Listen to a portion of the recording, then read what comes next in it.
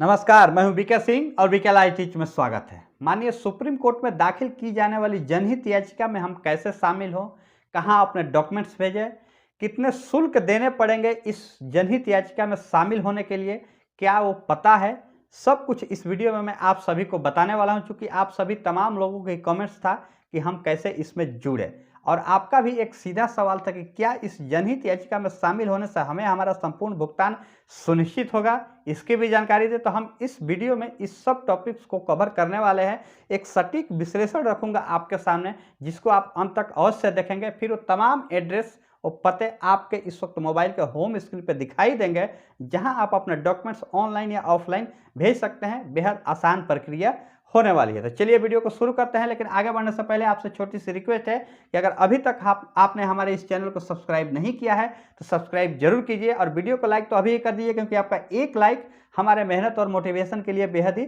जरूरी है। साथ ही आपसे एक विनम्र और भी निवेदन करूंगा कि इस वीडियो को शेयर जरूर कीजिएगा ज़्यादा से ज़्यादा, ताकि अधिक से अधिक लोगों तक इस बात की जानकारी पहुंचे और सारे एड्रेस, सारे पते अधिक से अधिक लोगों के पास पहुंचे, जिससे वो अपना डॉक्यूमेंट्स आसानी से भेज करके इस पीआईएल में, इस जनहित याचिका में अपनी भागीदारी स्थापित कर सकते हैं। जो पूरी प्रक्रिया है वो मैं आपको बताऊंगा। वो सारे एड्रेस आपको इस वक्त मोबाइल के होम स्क्रीन पे दिखाई देंगे अब से थोड़ी देर बाद। लेकिन जिससे पहले एक सटीक विश्लेषण कि क्या इस जनहित याचिका में शामिल होने से हमें हमारा संपूर्ण भुगतान मिल पाएगा। तमाम लोगों का ये मन में सवाल है। क्योंकि आपके मन में ये सवाल क्यों आ रहे हैं, सबसे पहले आप ये जान लीजिए। जो लोग बड़े निवेशक हैं, जिनके अमाउंट राशि 1 लाख रुपये से ज़्यादा है, उनको 500 रुपये की शुल्क देनी होगी इस पीआईएल में शामिल होने के लिए। और 1 लाख रुपये से जो नीचे के निवेशक हैं, छोटे निवेशक हैं, उनको निःशुल्क रखा गया है। सिर्फ और सिर्फ संगठन की सदस्यता राशि देनी होगी। अब जब आपको 500 रुपये की अमाउंट राशि देनी होती है, तब सीधा आपके मन में सवाल आता है कि भाई 500 रुपये मेरे लगेंगे, क्या मेरा भुगतान मिलेगा, इसकी क्या गारंटी है। तो सबसे पहले मैं आपसे सीधा एक सवाल पूछना चाहता हूं कि आपके अमाउंट राशि लाखों रुपये से ज़्यादा है, आपने अभी तक तमाम प्रक्रियाओं में बहुत सारे रुपये खर्च भी कर दिए होंगे, कभी यहाँ जाना कभी वहाँ जाना, क्या आज तक आपका भुगतान मिला? अगर मिला होता तो आप मेरी इस वीडियो को नहीं देखते और शायद हम भी आपके सामने आज रूबरू इस वीडियो के माध्यम से नहीं होते। तो अब तक अगर अभी आपका भुगतान नहीं मिल पाया है, तो आखिर आगे आने वाले दिनों में क्या गारंटी है कि आपको अन्य किसी प्रक्रिया से भुगतान मिल जाएगा। जो सरकार के प्रयास से एक पोर्टल आया था, निश्चित रूप से हमने भी उसका समर्थन किया था, लेकिन आज वो सिर्फ एक 10,000 फेलियर पोर्टल बनकर के रह गया है, जहां अगले 10 वर्षों में भी आपका संपूर्ण भुगतान संभव नहीं हो पाएगा। क्योंकि आपका पैसा 2, 4, 5, 10,000 नहीं, बल्कि लाखों से ज़्यादा है। 2 लाख, 4 लाख, 10 लाख, 20 लाख, करोड़ों करोड़। और तमाम निवेशकों का भी पैसा हो सकता है कि आपने इन्वेस्ट कराया होगा इस कंपनीज में। तो उन लोगों का भी भुगतान दिलाना आपकी जिम्मेदारी बनती है, अगर आप एक कार्यकर्ता हैं। और यहाँ एक सबसे महत्वपूर्ण पहलू ये है कि छोटे निवेशकों के लिए निःशुल्क रखा गया है। कोई भी शुल्क देने की जरूरत नहीं है। 1 लाख रुपये से अगर आपका अमाउंट नीचे है तो सिर्फ और सिर्फ संगठन की सदस्यता राशि 100 रुपये देनी होगी। तो सोचिए, आपका अमाउंट राशि 1 लाख रुपये है, निःशुल्क, कोई शुल्क देने की जरूरत नहीं। लेकिन अगर 1 लाख रुपये से ज़्यादा है, 2 लाख, 5 लाख, 10 लाख, 20 लाख या करोड़ों रुपये, तो सोचिए उसके एवज में 500 से 600 रुपये कौन सी अमाउंट राशि होती है। आज रोज़मर्रा की ज़िंदगी में आप 500-600 रुपये कहीं भी खर्च कर देंगे। बच्चे अगर कहीं बाजार में, मार्केट में जाए, वहाँ भी आपको 500-600 रुपये खर्च करा डालेंगे।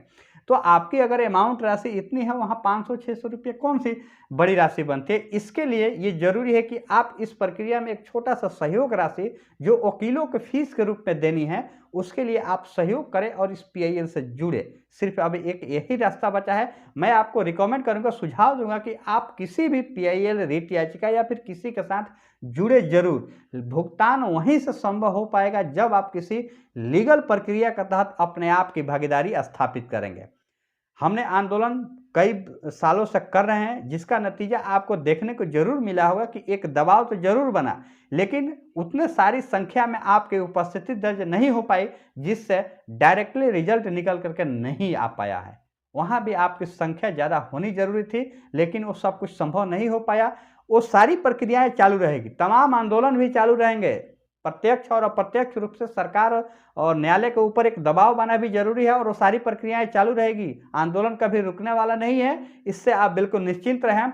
हर समय पे सरकार के ऊपर दबाव बनाना जरूरी है, लेकिन साथ ही इस लीगल प्रक्रिया के तहत भी आपका भुगतान सुनिश्चित करने के लिए ये माननीय सुप्रीम कोर्ट में जनहित याचिका दाखिल होने जा रही है, जिसकी पूरे प्रोसेस इस वक्त सुप्रीम कोर्ट के वरिष्ठ वकील अजय टंडन जी इस वक्त कर रहे हैं और इसमें बड़े से बड़े वकीलों को भी हायर की जाने की बात कर रहे हैं, ताकि हमारा केस बिल्कुल जीत करके हम इस केस को लौटें और आपका पैसा आपके अकाउंट में अगले कुछ ही महीनों में, यानी उनका कहना है कि 2024 में अगर हम पूरे मजबूत तरीके से ये केस सुप्रीम कोर्ट में रखते हैं, जहां लाखों निवेशकों का डॉक्यूमेंट्स की पूरी सीरियल लिस्ट बना करके रखी जाएगी, तो निश्चित रूप से 2024 में हमें हमारा संपूर्ण भुगतान हमारे बैंक अकाउंट में होगा। इसके लिए शर्त एक ही है कि अधिक से अधिक निवेशकों की लिस्ट माननीय सुप्रीम कोर्ट के पास रखी जाए। याद कीजिए, जब सेबी ने सहारा के ऊपर जो सारे डॉक्यूमेंट्स भेजने के लिए कहा था, तब याद कीजिए 127 ट्रक के डॉक्यूमेंट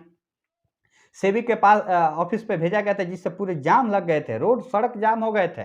तो क्या देश के 12 से 13 करोड़ निवेशक हैं, वहां लाखों निवेशक के डॉक्यूमेंट सुप्रीम कोर्ट में नहीं देखा जा सकता है, जहां एक कानूनी प्रक्रिया के तहत आपका भुगतान मिल सकता है? तो ये जरूरी है।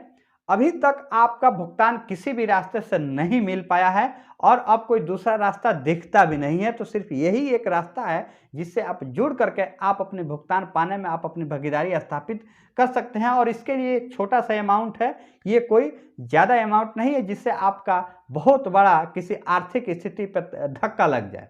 निश्चित रूप से 500 से 600 रुपये या फिर 100 रुपये आपके रोजमर्रा की जिंदगी की एक बहुत छोटा सा हिस्सा है और इसके लिए आपको कहीं भी जाने की जरूरत नहीं है। सबसे बड़ी सुविधा ये भी है, आप अपने घर बैठे इस छोटी सी अमाउंट राशि के सहयोग के साथ संगठन के नंबर पे, इसका पूरा आपका स्कैनर भी आपको आगे देखने को मिलेगा, वहां पे आप भेज करके घर बैठे इस PIL में, इस जनहित याचिका में शामिल हो सकते हैं। आपकी रोजमर्रा की जो जिंदगी है उससे आपको थोड़ा भी समय ज़्यादा वेस्ट नहीं होने वाला है। आप हर वो काम करते रहें, इसके साथ ही आप इस प्रक्रिया से जुड़ सकते हैं। ये सबसे बहुत महत्वपूर्ण पहलू है। अब कैसे जुड़ेंगे उसकी पूरी लिस्ट आप यहाँ पे देख लीजिए। आपको इसके अलावा 1 मिनट,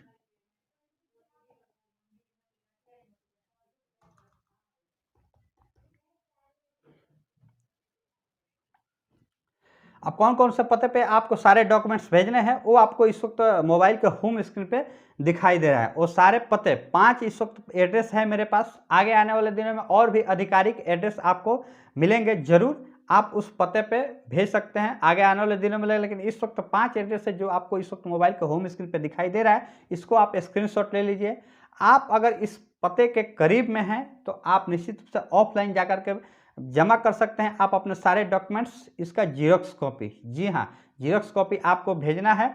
और अगर आप चाहें, अगर कहीं दूर दराज के इलाकों में है तो आप बाई पोस्ट भी इसका जीरोक्स कॉपी करा करके भेज सकते हैं। और इसके साथ जो आप संगठन की सदस्यता राशि 100 रुपये के शुल्क जो जमा करेंगे, या फिर जो संगठन के स्कैनर पे आप अपना जो शुल्क राशि 500 रुपये जमा करेंगे, उसकी एक स्क्रीनशॉट की जीरोक्स कॉपी भी इसमें ऐड कर देंगे।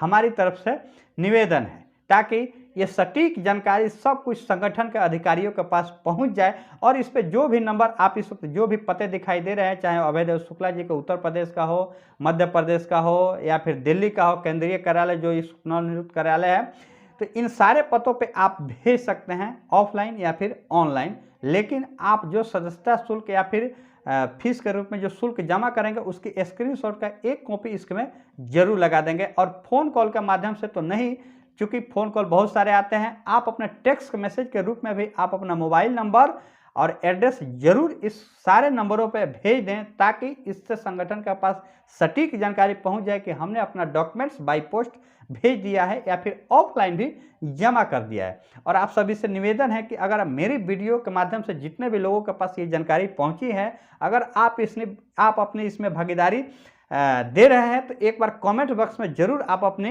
राय लिख दीजिए कि हाँ हम भी इसमें शामिल हुए हैं, हमने अपना पता भेज दिया है। जो कुछ भी आपकी जानकारी है कमेंट बॉक्स में जरूर लिखिएगा। मुझे उम्मीद है कि इस वीडियो से आपको बहुत कुछ जानकारी मिली होगी, इस PIL में कैसे शामिल होना है, क्यों शामिल होना है और कैसे हमारा संपूर्ण भुगतान सुनिश्चित हो सकता है। आगे नेक्स्ट वीडियो में और भी नई जानकारी के लिए आपका नेक्स्ट वीडियो में और भी नई इंफॉर्मेशन के साथ आपके समक्ष आऊँगा। तब तक के लिए जय हिंद।